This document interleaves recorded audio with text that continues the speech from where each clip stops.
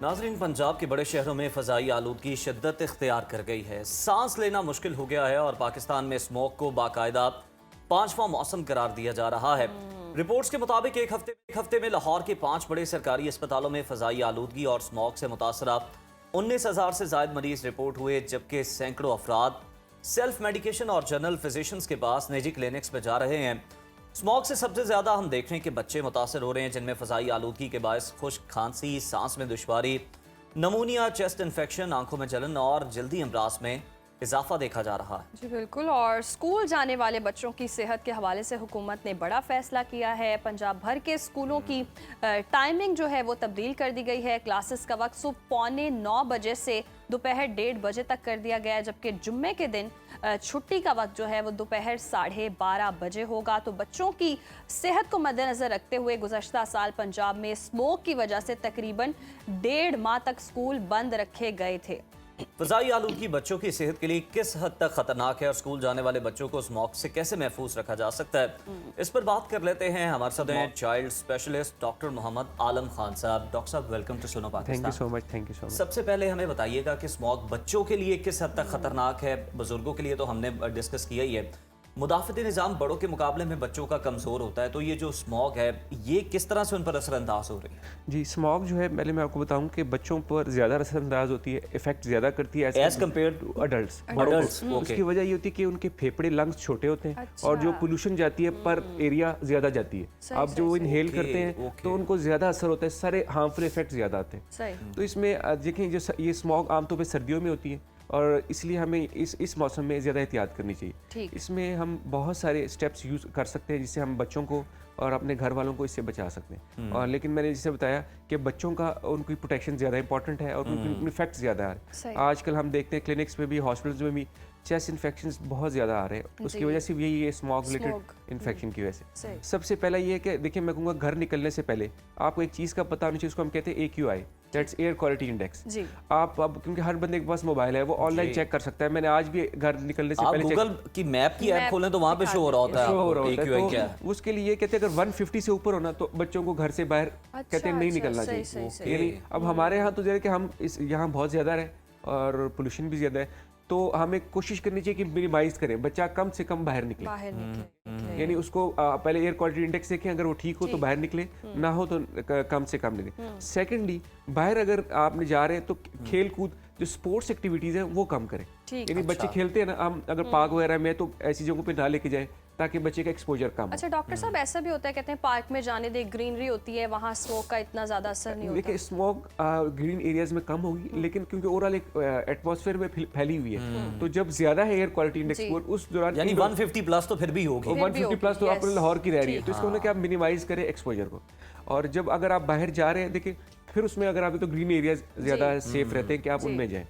Doctor साहब, ये बताइए सिचुएशन किस हद तक बच्चों के लिए वर्स हो सकती है? ये फौरी तौर पर असर करता है स्मॉग बच्चों पे, या फिर इसके असरात 2-4 दिन बाद आपको जाहिर होना शुरू होते हैं? जी, स्मॉग के ना मुख्तलिफ असरात होते हैं, जैसा फॉर एग्जाम्पल ये फ्लू, कफ, जो बच्चे पहले एलर्जिक डिसऑर्डर्स के, जिसको हम एस्थमा कहते हैं, उनका शिकार है, उनके लिए तो बहुत ज़्यादा प्रॉब्लम्स क्रिएट करता है। जो ही वो इनहेल करेंगे ऐसा तो उनको प्रॉब्लम्स होती हैं। तो उसके लिए ये होता है कि सिम्टम्स, बच्चा जब घर आएगा और वो कफ कर रहा है तो बेहतर तरीका ये होता है, एक तो बच्चे को अगर बाहर भेजे तो मास्क पहना के भेजें। ठीक है। अब मास्क, आम मास्क जो है ना वो काम नहीं करता, इसके लिए हम रेकमेंड करते हैं K95 जो चाइना का आता है, ये N95, वो आपको इजीली मिल जाता है। अब मास्क किस एज से पहनाना चाहिए ये भी बड़ा जरूरी है। मेरे पास पिछले जब ये तरह हुआ स्मोक, तो छोटे छोटे बच्चे आ रहे थे 1-1.5 साल के, उन्होंने मास्क पहना था।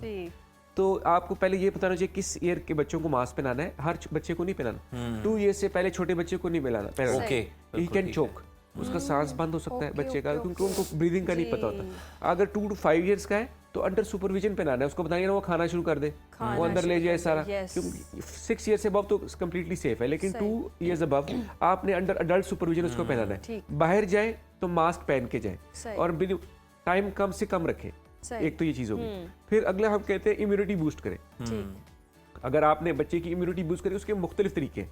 आपने सब सुना होगा विटामिन D के बारे में। जी। तो ये एक इम्यूनिटी बूस्टर है। अगर हम बच्चों को, तो हम वैसे भी रेकमेंड करते हैं, छोटे बच्चे जो 1 लीटर से कम दूध पी रहे हैं पर डे और फॉर्मूला मिल्क, तो उनको 1 ड्रॉप डेली दे विटामिन D का। सही। ओके। और अगर बड़े बच्चे 1 साल से 18 साल है तो 600 यूनिट्स 1.5-2 ड्रॉप्स बनते हैं, तो वो इससे बच्चे की इम्यूनिटी और इन्फेक्शन का रिस्क कम हो जाता है। सही। दूसरा, उसकी खुराक बहुत अच्छी रखे, बच्चों की डाइट, क्योंकि आपकी हम सब की इम्यूनिटी डाइट पे डिपेंड। कौन सी डाइट्स हैं जो आपको इन्फेक्शन से प्रिवेंट करती हैं? उनमें आपके सिट्रस फ्रूट्स हैं, ठीक है, जैसे ऑरेंजेस हो गए, आप गवावा लें, स्पिनच लें, प्रोटीन लें, जैसे आप बात कर रहे थे फिश की, तो फिश देख ले मैंने कह दिया। ये बहुत ये पता है हमारे यहाँ सबसे बड़ा इशू ये है, एक थोड़ी सी ना वो नोशन होती है कि बच्चे को अंडा नहीं खिलाना, उसको आपने मीट नहीं खिलाना, उससे हमारी ना मैल न्यूट्रिशन बड़ी कॉमन है, बच्चों की इम्यूनिटी डाउन होती है। जब बच्चा कमजोर होगा, ये अच्छी प्रोटीनेशियस डाइट्स है। स्नैक्स में जो मर्जी आप खिला दें, लेकिन जो हेल्दी फूड है वहाँ पे आप नाप तोल कर रहे होते हैं। वो नाप तोल पे डराया जाता है ना कि अंडा गर्म है तो ये नहीं खिलाना,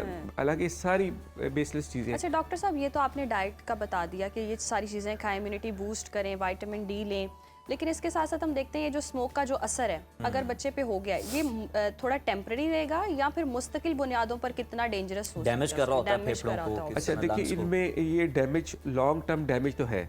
देखिए, जो स्टडीज में बताया कि लोग जो पोल्यूटेड एरियाज में रहते हैं उनका लाइफ स्पैन कम होता है। अच्छा। लेकिन लॉन्ग टर्म डैमेज तो लंग्स को करता है। यानी मैंने कभी भी अपनी लाइफ में इतनी चेस्ट प्रॉब्लम्स नहीं देखी जब जिस तरह हम अब देख रहे हैं। क्यों? क्योंकि ये सारे हम सब असरअंदाज हो रहे हैं इससे, अब ऐसे जब इन्वायरमेंट में रहते हैं। लेकिन ये रिस्पॉन्सिबिलिटी हम सब की इंडिविजुअल है, हम किसी पे नहीं डाल सकते। वो ये है कि देखिए, हम हर जगह अगर हम इसको रोकना चाहें, हम अपने लेवल पे प्लांट्स लगा सकते हैं अपने घरों में, बाहर, तो इसको हमें किसने रोका है? अगर हम घरों में प्लांट्स लगाएं, हमारे घर की पोल्यूशन कम होगी। अच्छा। घर में हम स्मोकिंग ना करें, ठीक, एग्जॉस्ट लगाएं, एयर प्यूरिफायर लगाएं, ये चीजें हम खुद भी तो इंडिविजुअल बेसिस पे कर सकते हैं।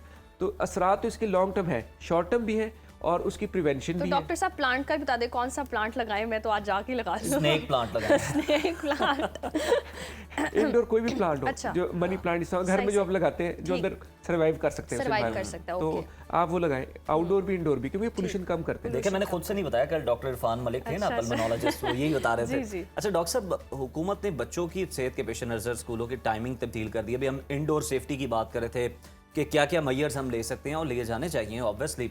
तो ये जो टाइमिंग चेंज की है, इससे कोई ख़ास फ़र्क पड़ेगा? और जो स्कूल जाने वाले बच्चे हैं उनके लिए आप क्या रेकमेंड करते हैं? बिल्कुल फ़र्क पड़ेगा। देखिए, क्योंकि इससे फ़र्क, जितना आपका एक्सपोजर कम होगा, उतना आप जितना इंडोर रहेंगे उतना आप सेफ रहेंगे। तो गवर्नमेंट ने बड़ा अच्छा किया, अगर टाइम कम किया है उसका फ़ायदा बच्चों को होगा।